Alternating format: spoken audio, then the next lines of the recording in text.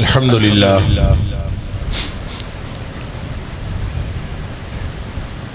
لله وكفى وسلام على عباده الذين اصطفى أشهد أن لا إله إلا الله وحده لا شريك له وأشهد أن محمدا عبده ورسوله صلى الله عليه وآله وسلم.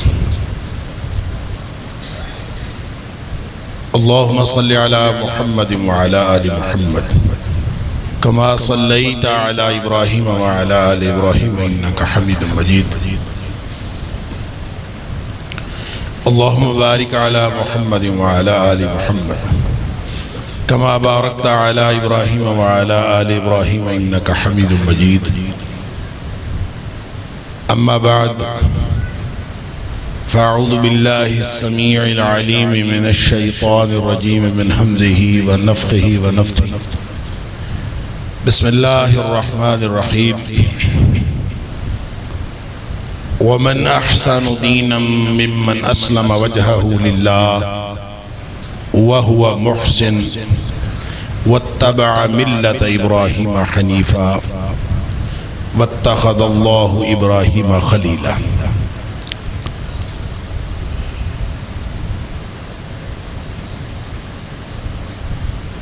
اس شخص سے اچھا دین کس کا ہوگا جس نے اپنا آپ اپنے اللہ کے سپرد کر دیا اور وہی محسن ہے اور اس نے ملت ابراہیمی کی پیروی کی.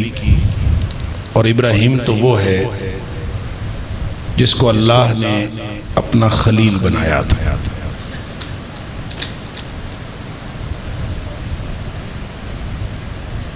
اللہ تعالیٰ کا کروڑہا شکر ہم سب کو ادا کرنا چاہیے کہ اللہ نے ہماری زندگیوں میں ایک اور رمضان ہمیں عطا فرمایا، ایک اور موقع طاق راتوں میں لیلۃ القدر کی تلاش کا عطا فرمایا. اور آج ہم اسی سلسلے میں جو اس 27ویں شب کو مسجد میں موجود ہیں، یہ بھی اللہ کا کرم ہے اور اس پر بھی اللہ کا شکر ادا کرنا چاہیے. اس لیے کہ اس میں سے کوئی بھی بات اللہ کی توفیق کے بغیر ممکن نہیں. اور جب ہم شکر کریں گے تو اللہ کا قانون یہ ہے کہ وہ شکر کے بدلے میں نعمت میں اضافہ فرماتا ہے. کہتے ہیں کہ کوئی شخص بیت اللہ میں کھڑا تھا اور رو رو کے دعائیں کر رہا تھا. کسی نے اس کو دیکھا، اس کا اسلوب کوئی خاص ہی تھا، بہت چیخ رہا تھا، بہت ہی زیادہ رو رہا تھا. تو اس نے پوچھا کہ کیوں رو رہے ہو، اتنا کیوں چیخ رہے ہو؟ تو اس نے کہا میرا اللہ مجھ سے ناراض ہو گیا، میں اپنے اللہ کو منانے کی کوشش کر رہا ہوں. اس نے اس کو کہا کہ بھلے آدمی، اللہ اگر تجھ سے ناراض ہوتا تو تجھے اپنے گھر آنے کی توفیق ہی نہ دیتا. اس نے تجھے اپنے گھر آنے کی توفیق دی ہے تو اس پر اللہ کا شکر ادا کر. جب تو شکر ادا کرے گا تو اللہ تعالیٰ اس نعمت کے اندر اور اضافہ فرمائے گا، کیونکہ اللہ کا قانون ہے لَإِن شَكَرْتُمْ لَأَزِيدَنَّكُمْ. تم شکر کرتے جاؤ، میں نعمت میں اضافہ کرتا جاؤں گا. ہم اپنی زندگی میں مقامات شکایت ڈھونڈتے رہتے ہیں. ہر شخص کی زندگی میں مقامات شکایت ہوتے ہیں، اور جب ہماری نگاہ مقامات شکایت پر ہوتی ہے تو ہمیں شکر کا موقع بہت کم ملتا ہے. اگر ہم اپنی زندگی کا اور اپنی نفسیاتی رویے کو اس طرح سے بنا لیں کہ ہم مقامات شکر تلاش کریں تو یقین کیجئے اتنے مقامات شکر ہیں، اتنی اللہ کی نعمتیں ہیں کہ اس نے جو قرآن میں فرمایا ہے کہ وَإِن تَعُدُّوا نِعْمَةَ اللَّهِ لَا تُحْصُوهَا، کہ تم اللہ کے انعامات کو گننا شروع کر دو تم کبھی گن نہیں سکتے. یہ وہ نعمتیں نہیں ہیں صرف جو کائنات میں پھیلی ہوئی ہیں، آپ کے اوپر بھی جو اللہ نے انعامات، ایک ایک شخص کے اوپر، ایک ایک فرد کے اوپر جو اللہ نے انعامات کیے ہیں وہ بھی نہیں گنے جا سکتے. آپ گننا شروع تو کریں. لہذا زندگی کا رویہ یوں ڈیولپ کرے کہ اس کے اندر شکایت کم ہو، بلکہ شکایت ہو ہی، صرف شکر ہو. اب دیکھیں نا، ابراہیم علیہ السلام فرماتے ہیں وَإِذَا مَرِضْتُ فَهُوَ يَشْفِينِ. بیمار ہونے کی شکایت نہیں کی، بیماری کو اپنے ذمہ لے لیا. حالانکہ بیمار بھی وہ کرنے والا ہے، بیماری بھی اس کی طرف سے ہے، شفا بھی اس کی طرف سے ہے. بیماری کی شکایت نہیں کی، بلکہ بیماری کو اپنے ذمہ لگایا. وَإِذَا مَرِضْتُ، جب میں بیمار ہوتا ہوں، فَهُوَ يَشْفِينِ، وہ مجھے شفا عطا کرتا ہے. اس میں بھی صرف وہ پہلو رکھا جس میں شکر تھا. لہذا زندگی کو اگر جب ہم اس طرح سے کریں گے تو بڑی آسان ہو جائے گی. یہ جو مشکلات ہیں یہ مقامات شکایت کی وجہ سے. اللہ نے ہماری زندگیوں میں شکر کی بہت ساری باتیں رکھی ہیں. ہم شروع ہو جائیں اپنی زندگی سے، اللہ اکبر، اپنی اس جو اللہ تعالیٰ نے ایک فرد کو زندگی دی ہے اس میں گننا شروع کر دیں کہ اللہ نے کتنے نعمتوں سے نوازا ہے. تو یہ چلتے چلتے پوری زندگی انسان کی خوشگوار بن سکتی ہے. سورہ نساء کی ایک آیت میں نے آپ کے سامنے تلاوت کی کہ دین اللہ کا جس پر ہم سب عمل کرنے کی کوشش کرتے ہیں، اللہ کا شکر ہے ہم مسلمان ہیں سب. ان الدین عند اللہ الاسلام، اس اسلام پر عمل کرتے ہوئے رویے مختلف. اللہ فرماتا ہے کہ سب سے اچھا رویہ دین میں اس کا ہے جس نے وَمَنْ أَحْسَنُ دِينَ، اس سے اچھا دین کس کا ہوگا؟ مِمَّنْ أَسْلَمَ وَجْهَهُ لِلَّهِ، جس نے اپنا آپ ہی اللہ کے سپرد کر دیا. یہ نہیں کہتا کہ اللہ میری دعائیں قبول فرما، یہ نہیں کہتا کہ اللہ میری ٹوٹی پھوٹی نمازیں قبول فرما، یہ نہیں کہتا کہ اللہ ساری غلطیوں کوتاہیوں کے باوجود میرے روزے قبول فرما، یہ نہیں کہتا کہ اللہ میں جتنی دعائیں التجائیں کرتا ہوں وہ قبول فرما، میری ٹوٹی پھوٹی چھوٹی بڑی نیکیاں قبول فرما. بلکہ وہ کہتا ہے اللہ تم میری ذات کو، میری زندگی کو اپنی بارگاہ میں قبول فرما. اپنا آپ اللہ کے سپرد کرتا ہے. فرمایا وَهُوَ مُحْسِنٌ، یہی محسن ہے جس کے بارے میں اللہ نے دوسرے مقامات پر فرمایا ان اللہ یحب المحسنین واحسنوا ان اللہ یحب المحسنین. عام نیکیاں، ایک عام نیکی کرنے والا، نیکی کرنے کا جذبہ ہر شخص کے اندر ہوتا ہے، لیکن اس کا معیار، جس طرح میں نے مقامات شکر کی بات کی، اسی طرح سے نیکی کا معیار ہر شخص کے ہاں مختلف. ایک تو بات یہ سمجھ لیجئے کہ اللہ کریم نے جو قرآن میں یہ اصول دیا کہ وَمَنْ ثَقُلَتْ فَأَمَّا مَنْ ثَقُلَتْ مَوَازِينُهُ فَهُوَ فِي عِيشَةٍ رَاضِيَةٍ فَأُولَٰئِكَ هُمُ الْمُفْلِحُونَ، جن کے وزن بڑھ گئے. وَأَمَّا مَنْ خَفَّتْ مَوَازِينُهُ، جن کے وزن کم ہو گئے. اب یہ اللہ جانتا ہے کس چیز سے وزن کم ہو گئے اور کس چیز سے بڑھ گئے. یہاں پہ یہ تو نہیں بتایا کس چیز سے بڑھ گئے، لیکن عمومی معنی جو اس کا سمجھا جاتا ہے وہ یہ ہے کہ نیکیوں سے گناہوں سے نیکیاں کم ہو گئیں اور گناہوں سے نیکیاں بڑھ گئیں. گویا یہ گناہوں اور نیکیوں کا مقابلہ ہے. وَأَمَّا مَنْ خَفَّتْ مَوَازِينُهُ کا مطلب اس کے نیکیوں کے وزن گناہوں سے کم ہو گئے. فَأَمَّا مَنْ ثَقُلَتْ مَوَازِينُهُ کا معنی یہ ہے کہ اس کے نیکیوں کے وزن گناہوں سے بڑھ گئے، زیادہ ہو گئے. یہ کامیابی کا معیار ہے اور یہ ناکامی کا معیار. عام طور ہم یہی سمجھتے ہیں، ہو سکتا ہے یہی ہو، واللہ اعلم. یہ متشابہات قرآنی میں سے ہے، ہو سکتا ہے یہی ہو، لیکن اس کو اس آیت کے تناظر میں اگر پڑھیں کہ لا یکلف اللہ نفسا الا وسعہا، اللہ تعالیٰ کسی کو بھی ذمہ دار نہیں ٹھہراتا اس کی استطاعت سے زیادہ، گویا اس کی ایک استطاعت ہے، اس استطاعت کے مطابق اللہ کریم نے قیامت والے دن حساب لینا، اور وہ جو استطاعت ہے یا انسان کو خود پتہ ہو سکتا ہے کہ میرے اندر کتنی استطاعت ہے، اور یا پھر اللہ کو معلوم ہے کہ اس کے اندر کیا استطاعت ہے، کسی دوسرے کو معلوم نہیں ہے کہ اس کے اندر کتنی استطاعت ہے۔ لہذا یہ امتحان جو ہے یہ ایک شخص کا امتحان دوسرے کے مقابلے میں نہیں ہے۔ کبھی بھی کسی سے موازنہ نہ کریں کہ فلاں شخص ایسے کر رہا ہے، اس کی استطاعت کا امتحان اس کا امتحان اس کی استطاعت کے مطابق، آپ کا امتحان آپ کی استطاعت کے مطابق۔ ہو سکتا ہے اللہ نے اس کو استطاعت ہی تھوڑی دی ہو، اس کی تھوڑی نیکی اللہ کے ہاں قبول ہو جائے، بلکہ وہ تھوڑی نیکی کر کے آپ سے آگے بڑھ جائے۔ جیسے بچے امتحانوں میں تیاری کرتے ہیں کہ ایک بچہ تھا وہ روزانہ 2 گھنٹے پڑھتا تھا، میں روزانہ 4 گھنٹے پڑھتا تھا، اس کے نمبر میرے سے زیادہ آ گئے، اور بہت ان کو شکایت کہ میں 4 گھنٹے روزانہ پڑھتا رہا، میرا روم میٹ ہے وہ 2 گھنٹے روزانہ پڑھتا تھا، اس کے نمبر مجھ سے زیادہ آ گئے۔ بھلا یہ ممکن ہے کہ اللہ کسی کی محنت ضائع کر دے؟ یہ ممکن نہیں ہے، اس سے بڑا عادل تو ہے ہی کوئی نہیں۔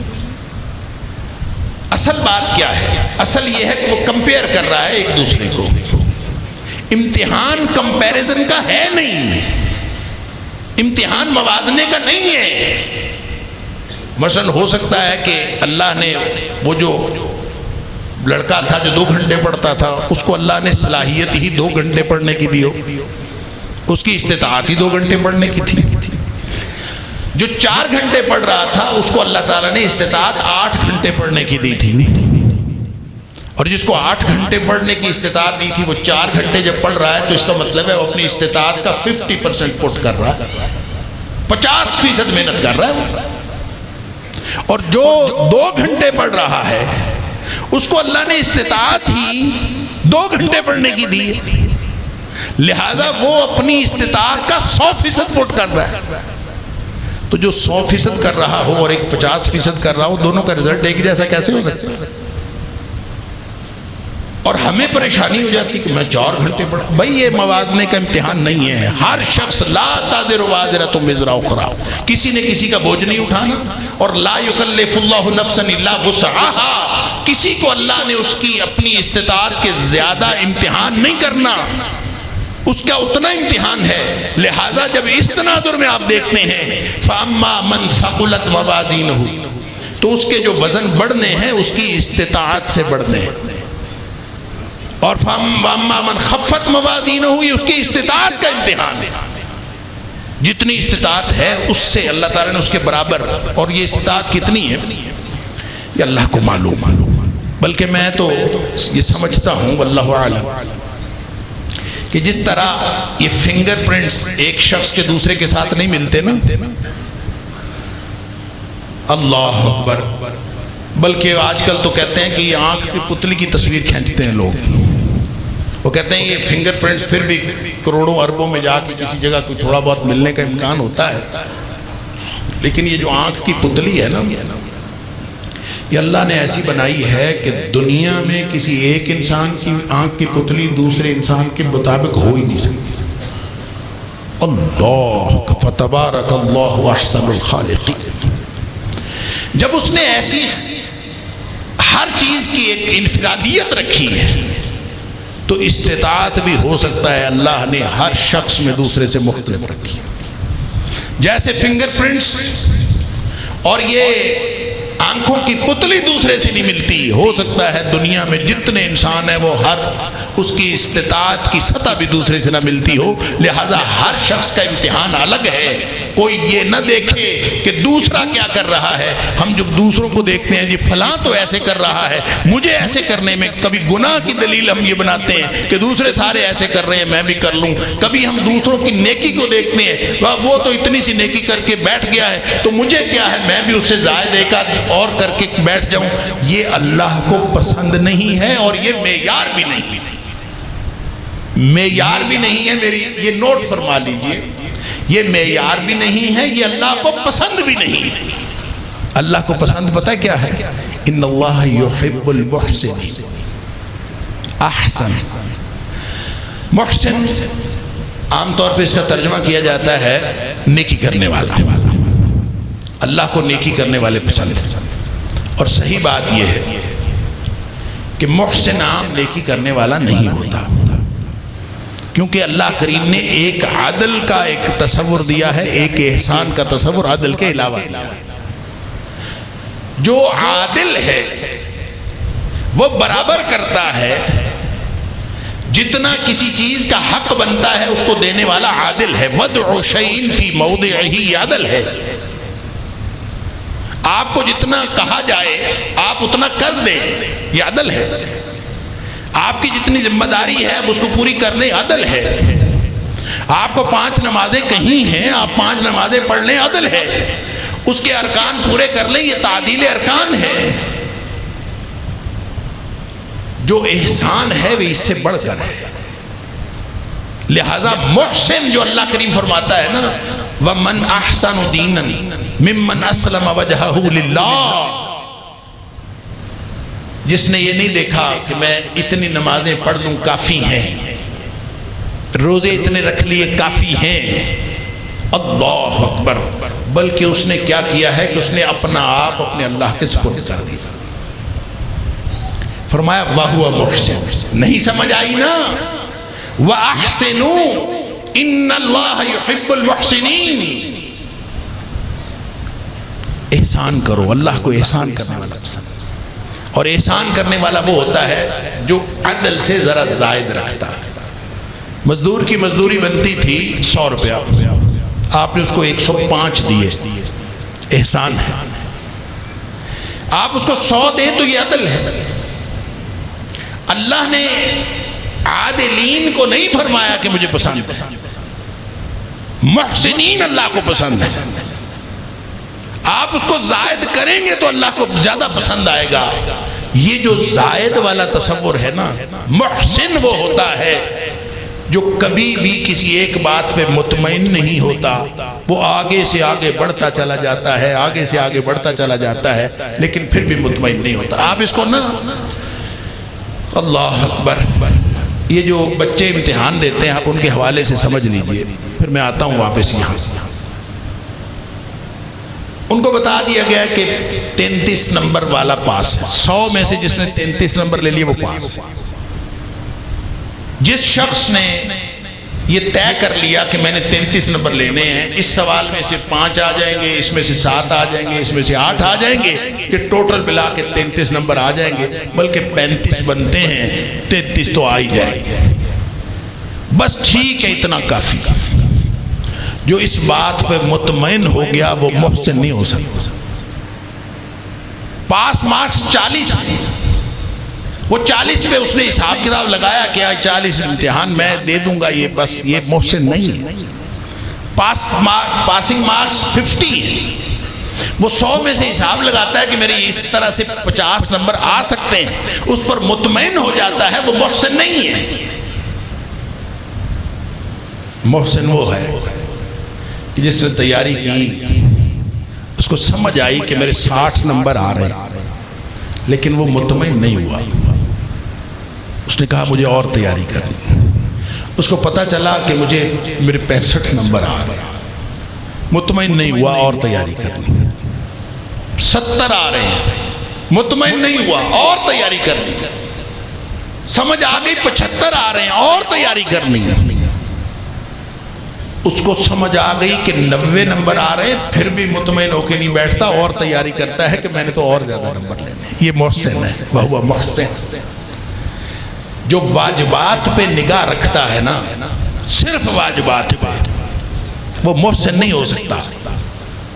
محسن وہ ہے جو ساتھ نوافل کو بھی رکھتا ہے، فرائض اور واجبات کے ساتھ نوافل بھی رکھتا ہے۔ جب معاملہ اللہ کا ہو تو ساتھ نوافل شامل کرتا ہے، معاملہ حقوق العباد کا ہو تو اس میں ہر چیز میں کچھ نہ کچھ ایڈ کرتا جاتا ہے۔ اللہ فرماتا ہے وَلَا تَنْسَبُوا الْفَضْلَ بَيْنَكُمْ، آپس میں معاملہ کرتے وقت فضل کرنا نہ بھولو۔ فضل کا معنی ہوتا ہے زائد، ایڈیشنل۔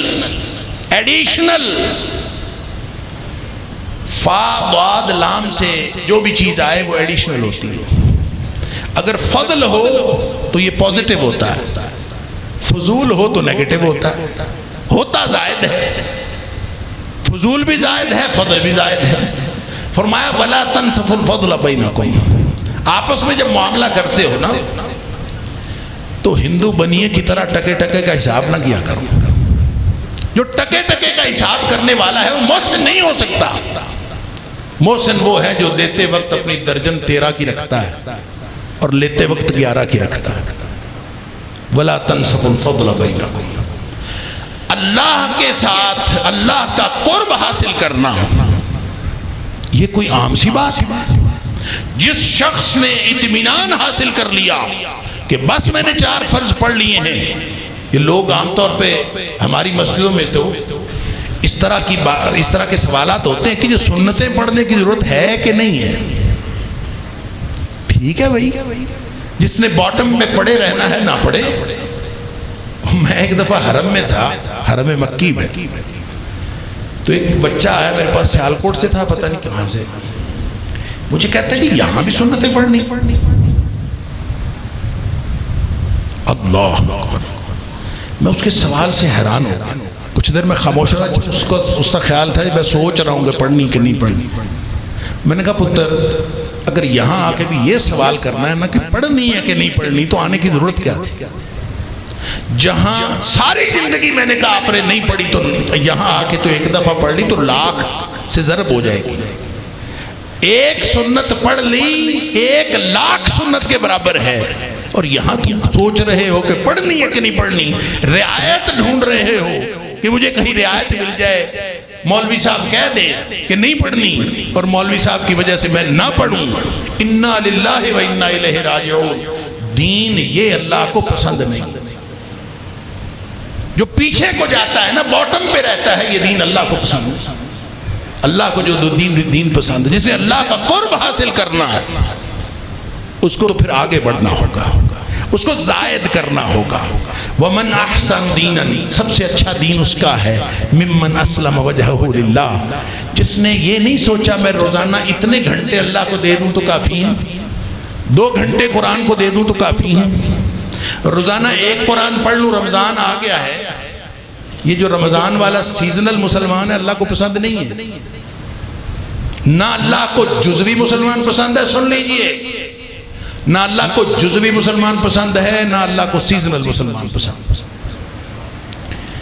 جزوی مسلمان یہ ہے کہ میں یہ کر لوں اور یہ رہنے دوں۔ اللہ فرماتا ہے یا ایھا الذین آمنوا ادخلوا فی السلم کافہ، ایمان والو یہ اسلام ہے، یہ تمہارا اپنی مرضی کا دین نہیں ہے، یہ اللہ کا دین ہے، پورے کا پورا اس میں داخل ہونا ہے۔ یہ ایک مکمل پیکیج ہے، اس کے اندر پک اینڈ چوز کوئی نہیں۔ آپ اپنی مرضی سے یہ نہیں کر سکتے کہ میں یہ کروں گا یہ نہیں کروں گا۔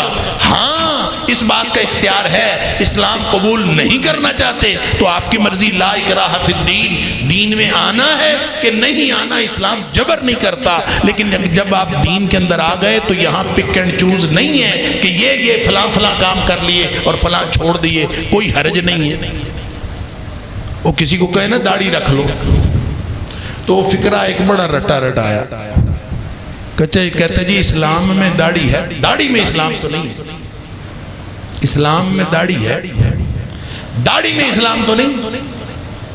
ہم بھی چپ کر جاتے ہیں، غلط ٹھیک ہے، سارا اسلام داڑھی چڑھاتے ہیں۔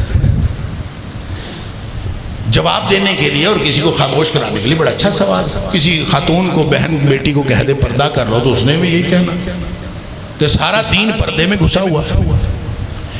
آج میں بڑی اس علماء کی اس شاندار تاریخی درسگاہ میں بیٹھ کے بڑی عاجزی کے ساتھ عرض کرتا ہوں کہ جو چیز اسلام میں ہے سارا اسلام اس میں ہے. جو چیز اسلام میں ہے سارا اسلام اس میں ہے. اس لیے کہ اسلام ٹکڑیوں میں بٹا ہوا دین نہیں ہے. اسلام کو اجزاء کر کے ٹکڑے ٹکڑے کر کے آپ کچھ ٹکڑے چن لیں اور کچھ ٹکڑے رکھ دیں. اللہ نے دین ایسا بنایا ہی نہیں ہے. یہ مکمل دین ہے.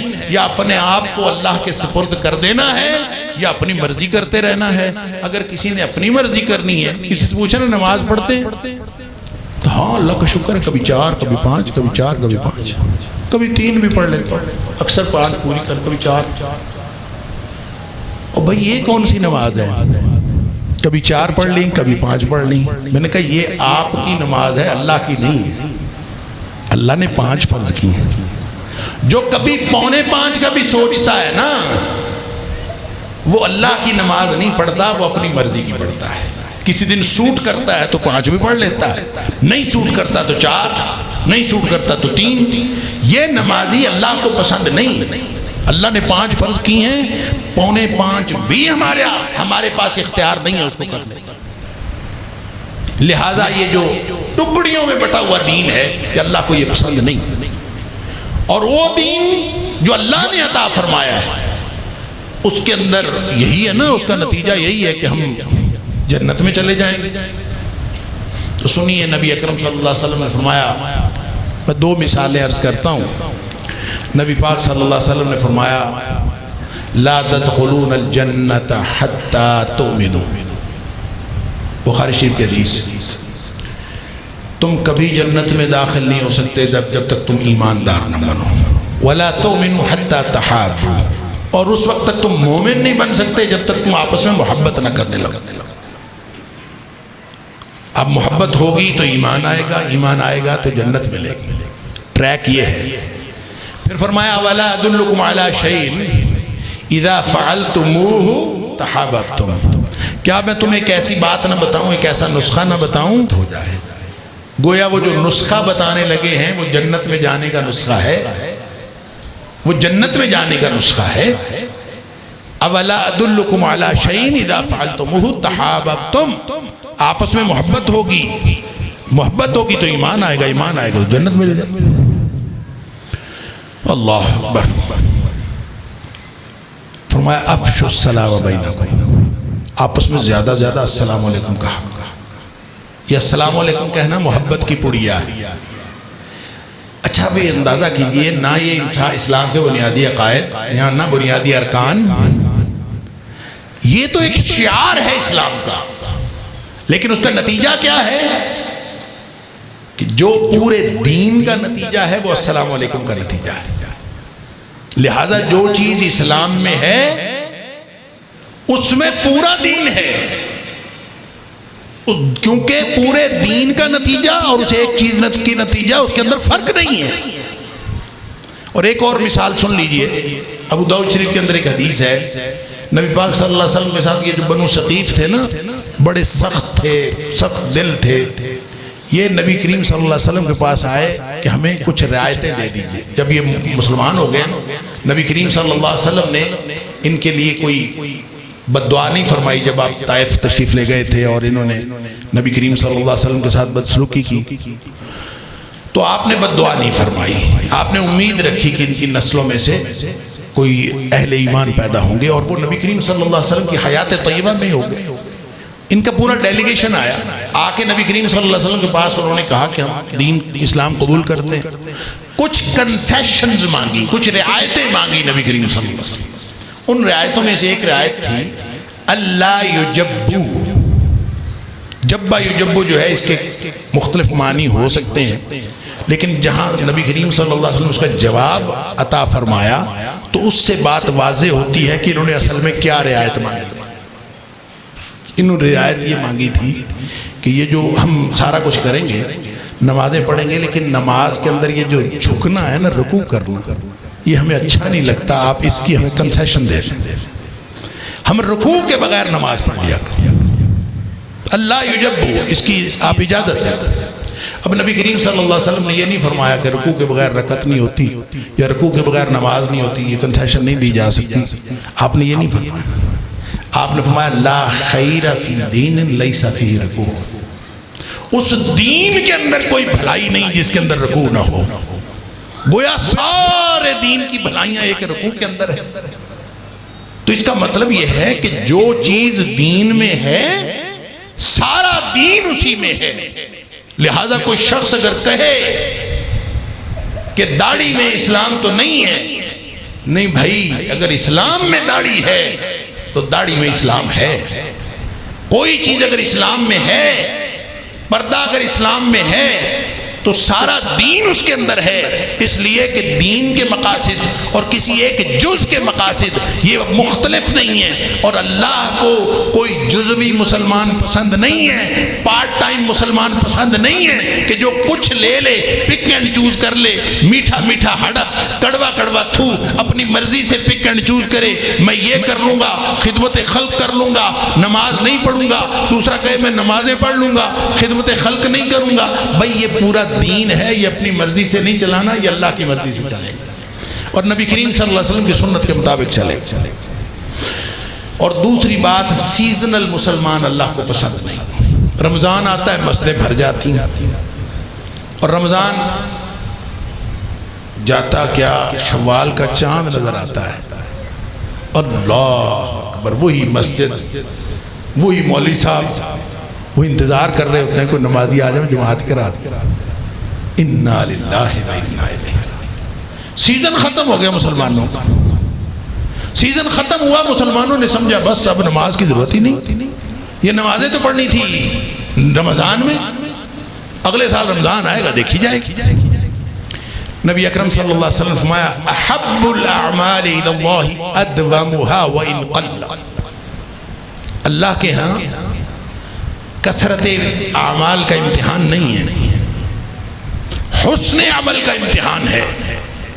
یہ نہیں دیکھا جانا، گنتی نہیں گنی جانی، کوانٹٹی نہیں دیکھی جانی، 600 تراویحیں پڑھی ہیں، اتنا پڑھا ہے، اتنے روزے رکھے ہیں، یہ نہیں۔ ایکم احسن عملا، تم میں سے اچھے عمل کرنے والا کون تھا، ایویلیویٹ کیا جائے گا، کوالٹی دیکھی جائے گی، کون اچھے عمل کرنے والا تھا۔ وہ دین اللہ کو پسند ہے کہ احب الاعمال الی اللہ، اللہ کے نزدیک سب سے زیادہ اچھے اعمال وہ ہیں ادومها، جو انسان کے معمول کا حصہ ہوں، وَإِن قَلَّ، چاہے تھوڑے ہوں، وہ تھوڑے بھی اعمال ہیں لیکن پوری زندگی انسان نے اس کو اپنے معمول میں شامل کیا ہوا ہے، وہ پسند ہے اللہ۔ اللہ تعالی ہم سب کو ایسا مسلمان بنائے۔ لیکن سن لیجئے، یہ جو محسن ہے نا، محسن، ہم نے محسن بننا ہے انشاءاللہ۔ اور محسن کون ہوتا ہے، اس کو تھوڑا سا اس تناظر میں بھی دیکھ لیجئے کہ جب جبریل علیہ السلام نبی اکرم صلی اللہ علیہ وسلم کے پاس انسانی شکل میں آئے تھے، اخبرنی عن الاحسان، ایک سوال یہ بھی کیا تھا کہ مجھے احسان کے بارے میں بتائیے، تو نبی اکرم صلی اللہ علیہ وسلم نے بتایا تھا ان تعبد اللہ کأنک تراہ فإن لم تکن تراہ فإنہ یراک۔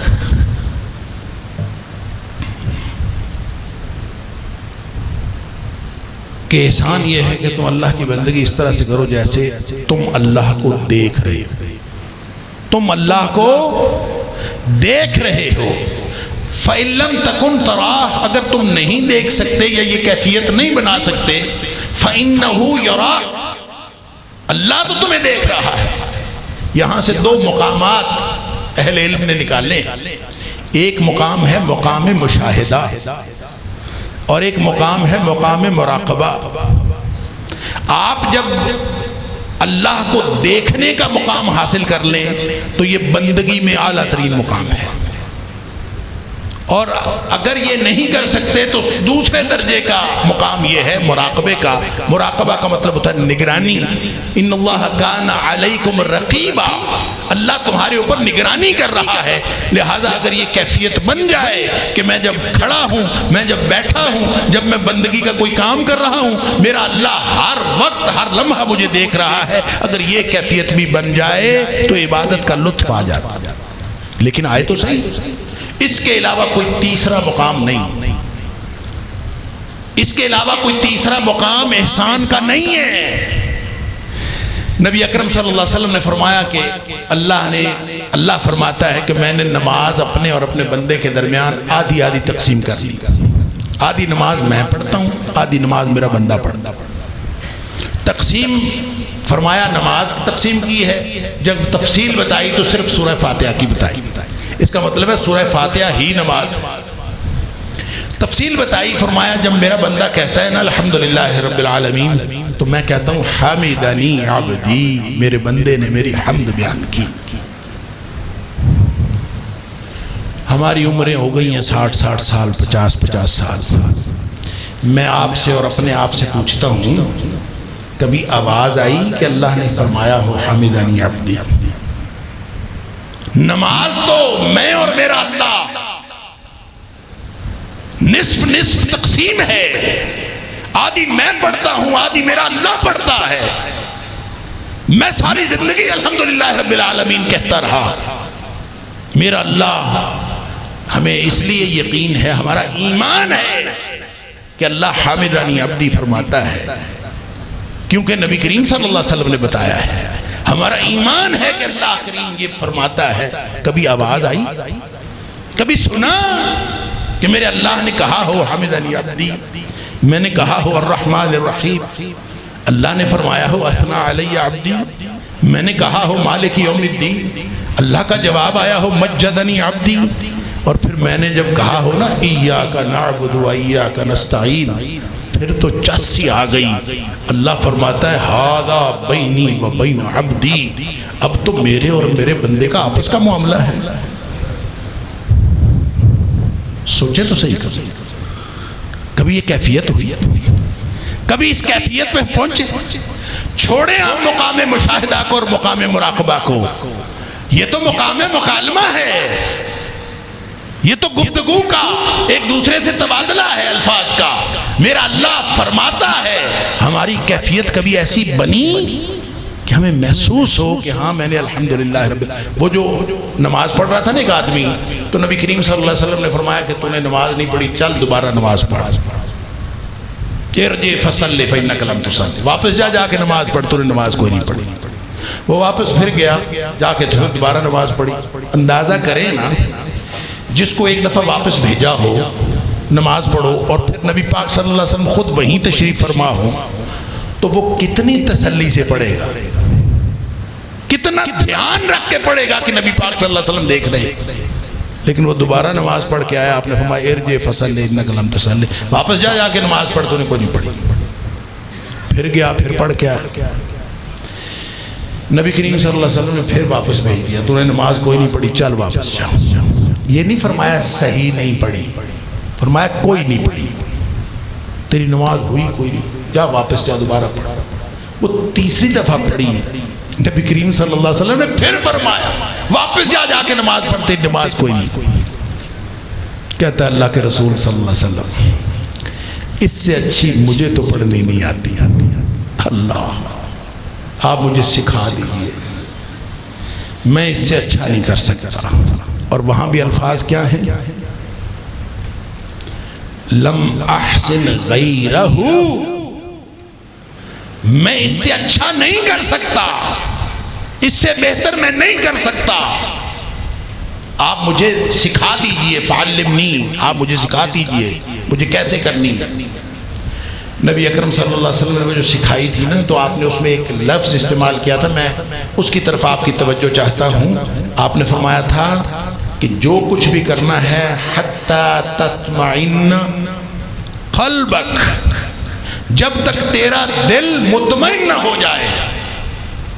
تو تیرا دل مطمئن ہو جائے. میں یہی تو پوچھ رہا ہوں کہ الحمدللہ رب العالمین پڑھتے ہیں، دل مطمئن ہو جاتا ہے کہ ہاں جواب آ گیا ہے. نماز تو اس وقت ہوتی ہے جب دل مطمئن ہو جائے. رکوع گئے ہیں سبحان ربی العظیم کہا ہے، دل مطمئن ہو جائے کہ میں نے اپنے اللہ کے سامنے جو کہنا تھا کہہ دیا. سجدے میں گئے، دل مطمئن ہو گیا کہ میں نے اللہ سے جو کہنا تھا کہہ دیا. ہاں اگر الحمد شریف پڑھ کے دل مطمئن ہوتا ہے تو الحمدللہ خوشی منائیے، مبارک ہے آپ کو، بہت اچھی نمازیں. نہیں ہے تو فکر کی ضرورت ہے، ہمیں آگے جانا ہے. نماز کیا ہے؟ مقام مراقبہ اور مقام مشاہدہ ہے. اب یہ جو اللہ میری نگرانی کر رہا ہے، اور کہیں بھی آپ ہوں، جس جگہ بھی ہیں، اللہ تو دیکھ رہا. معاملات مجالس کے ہوں، ما یکون من نجوا ثلاثۃ الا هو رابعهم ولا خمسۃ الا هو سادسهم. تم 3 بیٹھے ہو تو چوتھا اللہ بیٹھا ہے، اور 5 بیٹھے ہو تو چھٹا اللہ بیٹھا ہے. اللہ دیکھ رہا ہے، زیادہ ہے یا کم. وَهُوَ مَعَهُمْ، اللہ ساتھ. یہاں بھی جو سارے بیٹھے ہو اللہ ساتھ. بتائے گا قیامت والے دن، ثُمَّ يُنَبِّئُهُمْ يَوْمَ الْقِيَامَةِ، قیامت والے دن بتائے گا وہاں کیا کیا جگہ، کس جگہ کیا کیا کرتوت کیے. یہ جو کیفیت ہے نا مراقبے کی، یہ منیمم لیول ہے عبادت کا، کہ میرا اللہ مجھے ہر وقت دیکھ رہا ہے، ہر وقت میری نگرانی ہو رہی ہے. سرویلینس، یہ جو کیمرے لگے ہوتے ہیں نا، یہ سی سی ٹی وی کیمرے، بندے دیکھتے ہیں اچھا کیمرے لگے ہیں، تھوڑے سے ٹھیک ہو کے بیٹھ جاتے ہیں. کیمرے لگے ہیں، یہ آج کل آرگنائزیشنز نے اپنے لوگوں کی کرنی ہوتی ہے نا نگرانی، کیمرے لگا لے. اوہ اللہ کے بندو، یہ اللہ کے کیمرے ہیں، ہر جگہ لگے ہیں، مراقبہ ہے. پھر اگر بندگی اس طرح سے نہیں ہوتی تو پھر یہ اس طرح کا بندہ اللہ کو پسند نہیں ہے. ان اللہ یحب المحسنین، اللہ محسن کو پسند کرتا. حضرت ابن عمر رضی اللہ تعالی عنہ ایک دفعہ طواف فرما رہے تھے. حضرت عروہ بن زبیر رضی اللہ تعالی عنہ وہ آئے اور آ کے انہوں نے طواف کے دوران کہا، کیونکہ طواف میں گفتگو کرنے کی اجازت ہے. نبی کریم صلی اللہ علیہ وسلم نے فرمایا طواف بھی نماز ہی کی طرح ہے، سوائے اس کے کہ اس میں گفتگو کی جا سکتی. تو انہوں نے ان کو حضرت ابن عمر رضی اللہ تعالیٰ عنہ کو آفر کی کہ آپ میری بیٹی کا رشتہ لے لیں. اپنی بیٹی کا رشتہ دینے کی آفر کی دوران طواف. حضرت عبداللہ بن عمر نے لفٹ ہی نہیں کرائی، جواب ہی نہیں دیا. حضرت عروہ کہتے رہے، 1-2 دفعہ کہا ہوگا، حضرت ابن عمر نے جواب ہی نہیں دیا. خیر وہ چپ کر گئے، پتہ نہیں کیا ہے، اس کو میری بیٹی پسند نہیں ہے، رشتہ پسند نہیں ہے، یہ آفر پسند نہیں ہے، میرا خطبہ پسند نہیں ہے، کیا مسئلہ ہے. خاموش ہو گئے. جب طواف مکمل کر کے حضرت عبداللہ بن عمر رضی اللہ تعالیٰ عنہ تشریف لائے تو انہوں نے حضرت عروہ بن زبیر سے معذرت کی. انہوں نے معذرت کی اور کہا کہ میں اصل میں طواف میں تھا. کننا فی الطواف، ہم طواف میں تھے، اور جب ہم طواف میں ہوتے ہیں نتخیل اللہ بین اعیننا، ہم تصور کرتے ہیں کہ ہمارا اللہ ہمارے سامنے ہے، ہم اپنے اللہ کو دیکھنے کا تصور کر رہے ہوتے ہیں. اور جب کوئی شخص اللہ کو دیکھنے کا تصور کر رہا ہو تو پھر ادھر ادھر سے دنیا والے بات کریں تو جتنی مرضی بڑی آفر ہو بندہ اس کی طرف توجہ تو نہیں دیتا. اب یہ جو تخیل ہے کہ میں اللہ کو دیکھ رہا ہوں، یہ ایک تخیل ہے. یہ دنیا میں اس سے زیادہ، یہ صرف ایک تخیل ہے، اس کی کوئی اور حقیقت نہیں. البتہ قیامت والے دن وجوہ یومئذ ناظرہ الی ربہا ناظرہ، قیامت والے دن اللہ کو دیکھا جائے گا، دنیا میں نہیں دیکھ سکتے. اس کا مطلب یہ ہے کہ جو اللہ تعالیٰ نے، اللہ کے رسول صلی اللہ علیہ وسلم نے فرمایا نا ان تعبد اللہ کانک تراہ، غور سے سنیے گا، اپنی بات کو تکمیل کی طرف لے جا رہا ہوں. یہ جو فرمایا کہ وہ عبادت کرو کانک تراہ، جیسے تم اللہ کو دیکھ رہے ہو، تو قرآن کہتا ہے لا تدرکہ الابصار وہو یدرک الابصار، اللہ کو تو دیکھا جانا ممکن ہی نہیں، اللہ کو دیکھا جانا ممکن ہی نہیں. تو پھر اللہ کے قریب جا کے اللہ کو دیکھنا جب ممکن نہیں ہے تو ہم عبادت کیسی کریں؟ ہمیں کہاں کس تخیل کا اور عبادت کی کس کیفیت کا ہمیں سبق دیا گیا ہے اور کس کا حکم دیا گیا، ہم نے کیا کرنا ہے؟ دنیا میں آپ کسی بھی چیز کی لذت محسوس کرتے ہیں نا، تو وہ لذت جو ہے وہ اس کی ایک حد ہے۔ آپ مثال کے طور پر آپ نے سب سے زیادہ دو بڑے جو انسان کے اشتہا، ایک بھوک ہے اور ایک شہوت ہے، ان دونوں جذبوں کی جب تکمیل ہوتی ہے، اس کی جب تکمیل ہوتی ہے تو اس کے بعد اس کے آفٹر ایفیکٹس یہ ہے کہ انسان کو آوازاری ہو جاتی ہے، بیزاری ہو جاتی ہے۔ بھوک لگی ہو شدید، انسان کا دل کر رہا ہوتا ہے کہ اب تو مجھے کھانا مل جائے تو میں تو پتہ نہیں کیا کروں، ایک نہیں تو دو روٹیاں کھا لے گا، دو نہیں تو تین کھا لے گا۔ اس کے بعد کیا ہوتا ہے؟ وہی کھانا سامنے پڑا ہوتا ہے، انسان کا دل نہیں کرتا اس کو کھانے کو، اس لیے کہ منزل آ گئی، پیٹ بھر گیا، اور اس کے بعد پھر جب منزل آ جاتی ہے، کلائمیکس آ جاتا ہے، تو کلائمیکس کے بعد ڈاؤن فال ہوتا ہے، انسان کو بیزاری ہوتی ہے۔ دنیا کی ساری لذتیں ایسی ہیں، اب جب اس کی پیک آتی ہے تو اس کے بعد لذت ختم ہو جاتی ہے۔ لیکن یہ اللہ کے قرب کی لذت ایسی ہے کہ جس میں نہ منزل آتی ہے، نہ لذت ختم ہوتی ہے، نہ انسان کا سفر رکتا ہے، یہ آگے سے آگے بڑھتا چلا جاتا ہے۔ ہمیں جو حکم دیا ہے نا، تم اللہ کو اس طرح سے عبادت کرو جیسے تم اللہ کو دیکھ رہے ہو، یہ تصور جب تم کرو گے تو اللہ کو یہ تصور، یہ ایک ان اچیویبل، ناقابل حصول منزل ہے جو اللہ نے دنیا میں ہمیں دے دی۔ ناقابل حصول ہوگی تو آپ آگے سے آگے بڑھتے جائیں، آپ کی عبادت بہتر سے بہتر ہوتی جائے گی، اللہ کے قرب میں لذتیں بڑھتی جائیں گی، لطف بڑھتا جائے گا، لیکن کبھی منزل نہیں آتی، درمیان میں موت آ جاتی۔ وَاعْبُدْ رَبَّكَ حَتَّى يَأْتِيَكَ الْيَقِينُ، منزل نہیں آئی، موت آ گئی، اوپر سے اوپر لذتیں بڑھتی گئیں۔ ایسے نہیں فرمایا وَمَنْ أَحْسَنُ دِينًا مِّمَّنْ أَسْلَمَ وَجْهَهُ لِلَّهِ، جس نے اپنا آپ اللہ کے سپرد کر دیا، ہر چیز اللہ کی، میں اللہ کا، میری اولاد اللہ کی، میری زندگی اللہ کی، میرا سب کچھ، میرا وقت جب دیا ہی اللہ نے تو ہر چیز اللہ کی ہے۔ وہ بڑھتے بڑھتے منزل نہیں آئی، موت آ گئی۔ اللہ اکبر۔ موت کے بعد نبی کریم صلی اللہ علیہ وسلم نے فرمایا کہ جب حشر قائم ہوگا، برزخ ختم ہوگا، حشر قائم ہوگا، جنت جہنم کا فیصلہ ہوگا، جنتی جنت میں چلے جائیں گے، جہنمی جہنم میں چلے جائیں گے۔ اذا دخل اہل الجنہ الجنۃ واہل النار واہل النار النار، جب جنتی جنت میں، جہنمی جہنم میں چلے گئے تو ایک دم آواز آئے گی جنتیوں کو، یا اہل الجنہ، ہو جنتیوں گل سنو۔ اب جنتی جنت میں موج کر رہے ہو، جنتیوں بات سنو، ان لکم عند اللہ موعدا یرید ان ینجزکم، اللہ نے تم سے ایک وعدہ کیا تھا، اللہ وہ وعدہ پورا کرنا چاہتا ہے۔ جنتی حیران ہو جائیں گے، اللہ سب کچھ تو دے دیا، پیچھے کیا رہ گیا؟ علم یثقل اللہ موازیننا، اللہ نے ہمارے وزن، ہماری نیکیاں بڑھائی نہیں۔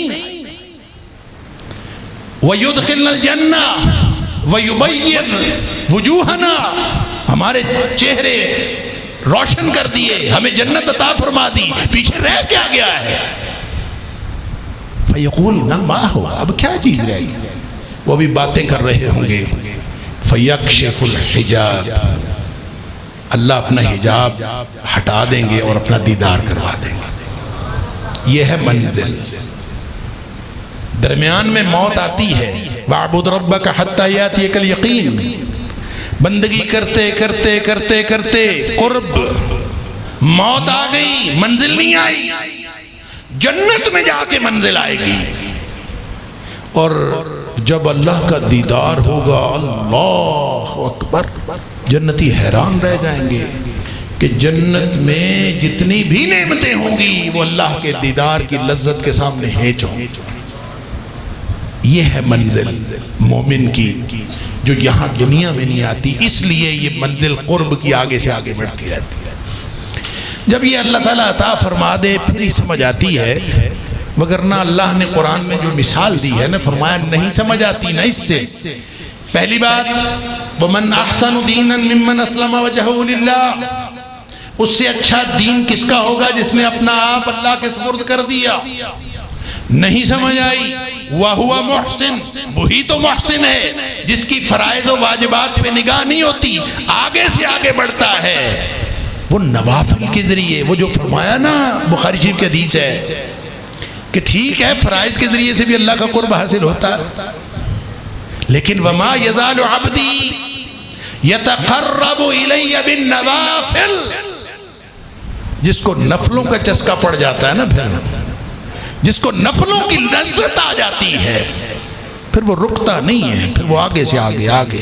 حَتَّى أُحِبَّهُ، وہ تو چلا تھا میری محبت میں، لیکن اس کو پھر جو لذت حاصل ہوتی ہے اور وہ جو نوافل پڑھ پڑھ کے ایسا محسن بنتا ہے، اللہ فرماتا ہے میں اس سے محبت کرنا شروع کر دیتا ہوں. اور جب میں محبت کرنا شروع کر دیتا ہوں تو پھر تو اس کا اٹھنا بیٹھنا چلنا پھرنا سب اللہ کے حکم کے مطابق بن جاتا ہے. وہ کبھی سنتا نہیں ہے سوائے اس کے جو اللہ اور اس کے رسول صلی اللہ علیہ وسلم کا حکم، کبھی وہ بولتا نہیں ہے سوائے اس کے جو اللہ اور اس کے رسول صلی اللہ علیہ وسلم کا حکم.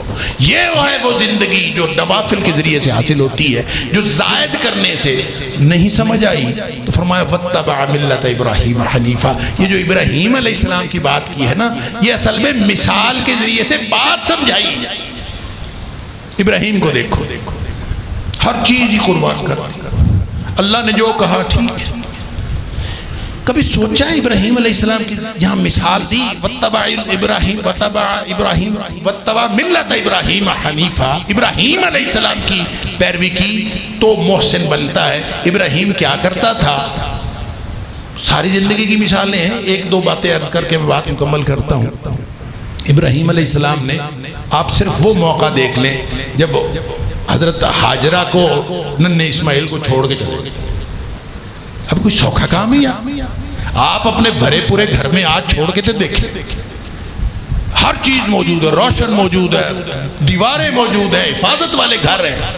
کبھی چھوڑ کو تو دیکھیں اس کو کہے میں 6 مہینے کے لیے جا رہا ہوں، سوال ہی پیدا نہیں ہوتا. اور وہاں ابراہیم علیہ السلام نے ایک وادی غیر ذی زرع چھوڑ کے، لگتا یوں ہے کہ ظاہر تقاضۂ بشری کے تحت دل بھر آیا ہوگا تو چھوڑ کے چپ کر کے چل پڑ. یہ بھی نہیں کہہ سکے حاجرہ کو کہ میں تمہیں چھوڑ کے جا رہا ہوں، چپ کر کے پیچھے پیچھے پوچھتی جا رہی بھئی کیوں چھوڑ کے جا رہی، کیوں چھوڑ کے جا، بولتے ہی. پھر خود ہی خیال آیا کہ یہ تو وہ ہے کہ اس کی پوری زندگی اس نے اللہ کے سپرد کی ہوئی ہے اور یہ اللہ کے حکم کے بغیر کچھ نہیں کرتا. تو پھر خود خیال آیا تو پوچھتی ہیں اللہ امرک بہذا، کیا اللہ نے حکم دیا؟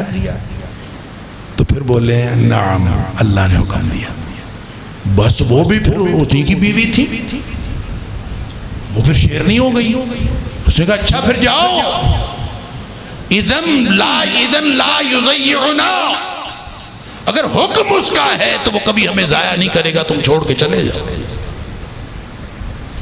یعنی جب انسان محسن بنتا ہے نا تو پھر اللہ کی طرف سے یہ نہیں انتظار کرتا جی حکم کیسا ہے، جی واجب ہے، فرض ہے، مستحب ہے، دیکھیں جی ذرا قرآن میں اس کی کوئی تعویل ہو سکتی ہے. نہیں، ادنا اشارہ بھی ہو جائے نا تو بندہ حکم ماننے کی کوشش کرتا ہے. اللہ نے خواب ہی تو دکھایا تھا، خواب ہی دکھایا تھا نا، تو بندہ کہہ دیتا ہے خواب ہی ہے. مشورہ بیٹے سے کرنے لگے ہیں، انی ارا فی المنام انی اذبحک، بیٹے ذرا مشورہ دو، میں نے خواب میں دیکھا ہے میں تمہیں ذبح کر رہا ہوں. اندازہ کرے ذرا، مشورہ باپ کر رہا ہے بیٹے سے اور اس سے کر رہا ہے جس کو ذبح کرنے کا، اسی کو ذبح کرنے کا مشورہ ہو رہا ہے. آگے سے وہ کہتا ہے اچھا یا ابت افعل، ماتومر ایسے ہے کہ جو آپ کو حکم دیا گا نا کر گزرے. خواب ہی تھا نا, بندہ کہہ دیتا ہے خواب ہی ہے. نہیں, جب انسان نے اپنا آپ اپنے اللہ کے سپرد کیا ہو تو پھر اس کو یہ نہیں پرواہ رہتی کہ ادنا اشارہ ہی ہے, وہ حکم مان کے اللہ کا قرب حاصل کرتا. لہذا جب ڈال لیا فلما اسلما وتلہ للجبین, دونوں تیار ہو, نہ باپ بولا نہ بیٹا بولا, تھوڑا سا کہہ ہی دیتا یا اللہ اتنا اوکھا امتحان لینا, نہ ہی لو, کیا ملے گا تجھے, میرا بیٹا ذبح ہو جائے گا, مانگ مانگ کے تو لیا نہیں, بولا ہی. یہ ہوتا ہے محسن, بولا ہی نہیں, نہ بیٹا بولا نہ باپ بولا. اللہ فرماتا ہے ہمیں بولنا پڑا آسمانوں سے, وَنَادَيْنَاهُ يَا إِبْرَاهِيمُ قَدْ صَدَّقْتَ الرُّؤْيَا. تو کیسا آدمی ہے, تو نے خواب بھی سچا کر دیا. یہ ہوتا ہے محسن. اللہ نے اس لیے یہ مثال دی ہے, وَهُوَ مُحْسِنٌ وَاتَّبَعَ مِلَّةَ إِبْرَاهِيمَ حَنِيفًا. کسی نے محسن بننا ہے تو اپنے آپ کو ویسا بنا. اللہ تعالیٰ مجھے اور آپ کو, ہم سب کو محسن بننے کی توفیق عطا فرمائے, اور دین میں کبھی حساب نہ کیا کریں, نہ اللہ سے حساب کیا کریں نہ اللہ کے بندوں سے حساب کیا کریں. دیتے وقت درجن 13 کی, لیتے وقت 11 کی, اور اللہ کی بندگی کرتے وقت وہ جو کہتے ہیں نا نیکی کر دریا میں ڈال, کاؤنٹ نہیں کرنا, گننا ہی نہیں, اپنے آپ کو بھی گنتی بھلا دینی ہے کہ کیا کیا ہے.